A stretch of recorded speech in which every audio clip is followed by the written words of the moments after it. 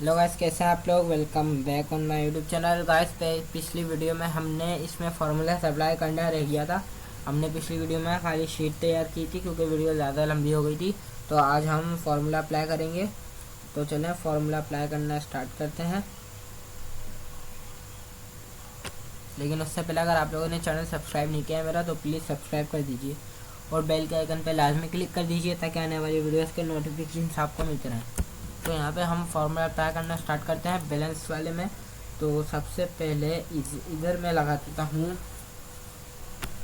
Is equal to के बाद हम इधर लिखेंगे सम। ओके, फार्मूला गलत हो गया, यहाँ पे मैंने इंटर कर दिया गलती से सम। ओके, सम के बाद ब्रैकेट ओपन के बाद हमारा जो B4 यानी कि हमारा जो डिपॉजिट वाला जो हमारा कॉलम है इसे हम करेंगे सिलेक्ट करने के बाद कोमा। इसके बाद हम इसे माइनस कर देंगे अपने विड्रॉ से और इसके बाद अगेन कोमा और इधर हम नेक्स्ट फार्मूला लगाएंगे ऑफसेट का। ओके, यहाँ पे आ चुका है, इस पर डबल क्लिक कर देते हैं ऑफसेट के बाद ब्रैकेट ओपन करने के बाद हम जिस कॉलम के अंदर फार्मूला अप्लाई कर रहे हैं बैलेंस वाले में तो हमें ये कॉलम चाहिए। तो इसके लिए हम क्या करेंगे, हम यहाँ से अपना रो कॉलम भी देख सकते हैं कि यहाँ पे हमारी डी वाली रो है और फिफ्थ रो है। तो यहाँ पे हम डायरेक्ट D5 भी लिख सकते हैं, वरना तो अगर हम ऐसे भी समझ ना आए तो बैलेंस ऊपर एक नेक्स्ट कॉलम पे आप करें क्लिक नीचे वाले पे और अपवर्ड की से आप इसे ऊपर ले आएँ तो ये आपका देखें D5 भी लिखा हुआ गया।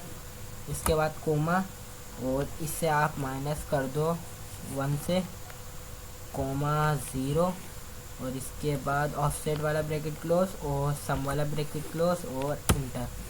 तो ये देखें 31 हमारा जो बैलेंस बचा है वो यहाँ पे आ चुका है। इससे मैं यहाँ से कर लूँगा ड्रैग, डबल क्लिक करके भी इसे कर सकते हैं और आप यूँ खींच के भी ड्रैग कर सकते हैं। इसके बाद बारी आती है यहाँ टोटल डिपॉजिट और टोटल विड्रॉ की। तो यहाँ पे हम लगा देंगे सम का formula SUM is equal to के बाद सम ब्रैकेट ओपन करने के बाद ऑल डिपॉजिट सिलेक्ट और ब्रैकेट क्लोज इंटर और यही फार्मूला यहीं पे भी अप्लाई कर देंगे। Is equal to sum bracket open total withdraw करेंगे हम सिलेक्ट ब्रैकेट क्लोज और इंटर। तो ये देखें हमारा टोटल डिपॉजिट और टोटल विड्रॉ यहाँ पे आ चुका है। यहाँ पे हम अगर एंट्री करते हैं कुछ भी, सबसे पहले हम क्या करते हैं, हमारा जो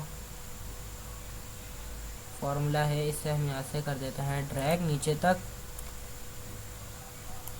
ओके, तो यहाँ तक मैंने ड्रैग कर दिया और इसके बाद अगर मैं यहाँ पे कुछ भी एंट्री करता हूँ जैसे कि यहाँ पे मैं लिख देता हूँ 9, यहाँ पे मैं एंट्री कर देता हूँ 1200 रुपीज़ और इसके बाद यहाँ पे मैं 252 कर देता हूँ इंटर। तो आप देख सकते हैं खुद ब खुद बैलेंस भी चेंज हो गया और यहाँ से हमारा डिपॉजिट भी चेंज होते जा रहा है। और अगर मैं इधर 252 माइनस करके इधर मैं लिख दूँगा 500 और कर देता हूँ इंटर, तो यहाँ पे हमारा डिपॉजिट ऑटोमेटिक चेंज होता जा रहा है। तो यहाँ पे प्रॉब्लम भी आ रही है कि हमारा जो टोटल डिपॉजिट और विड्रॉ है ये चेंज नहीं हो रहा। यहाँ पे मैं आपको दिखा देता हूँ, यहाँ से मैं अगर इसकी जगह में लिख देता हूँ 400 और इंटर कर देता हूँ तो यहाँ से हमारा बैलेंस चेंज हो रहा है लेकिन हमारा टोटल डिपॉजिट और विड्रॉ नहीं चेंज हो रहा। ये देखें जैसे कि यहाँ पे नीचे मैंने नेक्स्ट में एंट्री कर देता हूँ, यहाँ पे आप एक दफ़ा ये नोट कर लें। और अगर मैं यहाँ पे अपनी एंट्री करता हूँ, यहाँ पे पहले मैं शीट को थोड़ा सा जूम आउट कर देता हूँ ताकि हमें दिखने में आसानी हो। ओके, यहाँ पे अगर मैं अपनी एंट्री को करता हूँ चेंज, यहाँ पे मैं लिख देता हूँ 1300 और यहाँ पे मैं लिख देता हूँ 500। तो आप देख सकते हैं कि यहाँ पे तो चेंजिंग हो रही है लेकिन यहाँ पे चेंजिंग नहीं हो रही। तो उसके लिए यहाँ पे हमें क्या करना है, हमारा जो फार्मूला है इसे हम करेंगे एक स्पेस से बिग स्पेस और जहाँ तक हमें बनाना है वहाँ तक हम नीचे तक इसको कर लेंगे सिलेक्ट। ओके, और कर देंगे इंटर। तो इसके बाद अगर हम यहाँ पे कुछ भी एंट्री करता हूँ, जैसे मैं यहाँ पे कर देता हूँ 400 और यहाँ पे मैं कर दूँगा 300, तो यहाँ पे खुद ही चेंजिंग होती रहेगी। यहाँ पे आप देख सकते हैं, 500 कर देता हूँ तो यहाँ पे खुद ही चेंजिंग हो गई है। और टोटल डिपॉजिट की भी हम इसी तरह चेंज कर देते हैं एक स्पेस से, और इसको मैं डाउन अपवर्ड से कर देता हूँ डाउन, और इंटर। तो यहाँ पे हमारी चेंज होती रहेगी एंट्री जो भी होगी। ये देखें चेंज हो गई। और एक और प्रॉब्लम ये आ रही है हमारे साथ,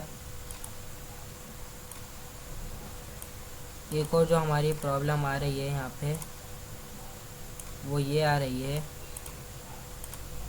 कि यहाँ पे जो भी ड्रैग कर रहे हैं, जैसे कि मिसाल के तौर पे मैं से यहाँ से करता हूँ ड्रैग, तो यहाँ पे टाइप होता हुआ आ रहा है यही वैल्यू, जो कि हम नहीं चाहते। हम चाहते हैं कि अगर हम ड्रैग करें तो ये वैल्यू यहाँ पे नहीं आए।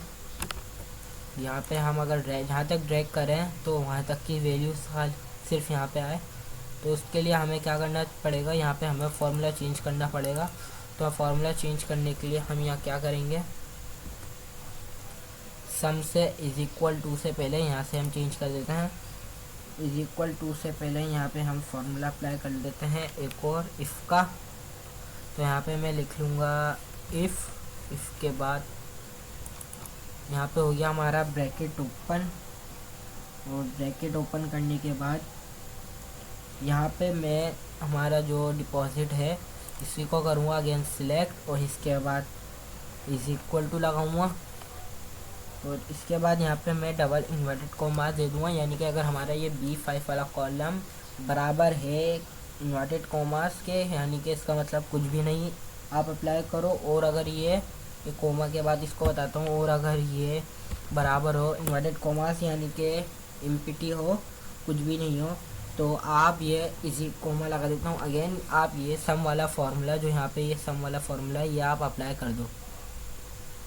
तो इसके बाद यहाँ पे अब मैं एंड में आके अगेन ब्रैकेट कर देता हूँ क्लोज, को जो हमारा ब्रैकेट था इफ़ वाला, वो कर देता हूँ इंटर। तो यहाँ पे देखें 100 आ रहा है। और अगर मैं इसे करता हूँ ड्रैग, तो अब देखें यहाँ पे हमारी फिलिंग नहीं हो रही। एक दफ़ा इनको मैं यहाँ से करता हूँ डिलीट, और यहाँ से मैं आपको ड्रैग करके दिखा देता हूँ। जहाँ तक भी ड्रैग करूँ सिर्फ वहाँ तक फिल हो रही है जहाँ तक हमारा एंट्री हुई है, इसके आगे फिल नहीं हो रही, वरना हमारी प्रॉब्लम आ रही थी। यहाँ पे मैं टोटल बैलेंस भी कर लेता हूँ इज इक्वल टू सम के बाद ब्रैकेट ओपन, टोटल बैलेंस हम नीचे तक सिलेक्ट कर लेते हैं जहाँ तक हमारी एंट्री होगी। ओके, ये सिलेक्ट और इंटर कर लिया, तो हमारा टोटल बैलेंस भी आ गया। अब यहाँ से मैं अगर चेंजिंग करूँगा कुछ भी, यहाँ मैं लिख देता हूँ 9000 और इंटर कर देता हूँ, तो हमारा विड्रॉ, टोटल डिपॉजिट और टोटल बैलेंस भी ऑटोमेटिक चेंज हो रहा है।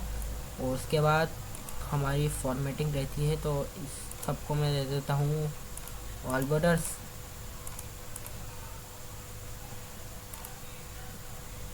के यहाँ से मैं इसको बॉर्डर्स ख़त्म कर देता हूँ बीच वाली लाइन के, और इन सब को मैं आउटसाइड थिक बॉर्डर्स दे देता हूँ। ओके, और हमारे जो शीट है इसे भी मैं दे देता हूँ यहाँ से ऑल बॉर्डर्स। और यहाँ पे हमारी मेन जो शीट है उसका नेम मैं यहाँ पे लिख देता हूँ मार्जिन सेंटर करके। हमारी शीट का नाम है बैंक अकाउंट